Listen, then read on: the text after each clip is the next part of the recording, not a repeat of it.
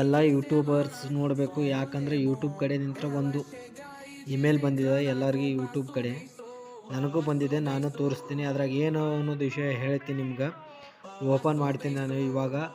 ಹೋಗಿ ನೀವು ನಿಮ್ಮ ಯೂಟ್ಯೂಬ್ದಾಗ ಜಿಮೇಲ್ಗೆ ಹೋಗಿ ಓಪನ್ ಮಾಡಿರಿ. ಈಗ ನಾನು ಜಿಮೇಲ್ಗೆ ಹೋಗಿ ಓಪನ್ ಮಾಡ್ತೀನಿ ನೋಡಿ. ಇವಾಗ ನನಗೂ ಬಂದಿದೆ. ವರ್ಷದ ಕೊಡೆ ಎಂಡಿಗೆ ಎಲ್ಲರಿಗೂ ಬರುತ್ತೆ.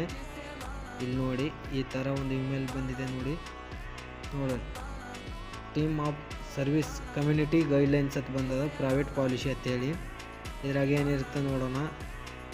ಅಲ್ಲಿ ಡಾಕ್ಯುಮೆಂಟ್ಸ ಇದು ಬಂದಿರ್ತದೆ. ಇಲ್ಲಿ ಕಮ್ಯುನಿಟಿ ಗೈಡ್ಲೈನ್ಸ್ ಅಂತೇಳಿ ಬರ್ತದೆ, ಅಂದ್ರೆ ಮಾನಿಟೈಸೇಷನ್ ಪಾಲಿಸಿ ಬರ್ತದೆ. ಅಂದ್ರೆ ಇದ್ರಾಗೆಲ್ಲ ಯಾವ ಥರ ವಿಡಿಯೋಗಳು ಹಾಕಬೇಕು, ಯಾವ ಇದು ಮಾಡಬೇಕು, ಮಾನಿಟೈಸೇಷನ್ ಇದು ಬಗ್ಗೆ ಅವ್ರ ಕಮ್ಯುನಿಟಿ ಗೈಡ್ಲೈನ್ಸ್ ಏನಿರ್ತಾವೆ ಅದು ಬರ್ತದೆ.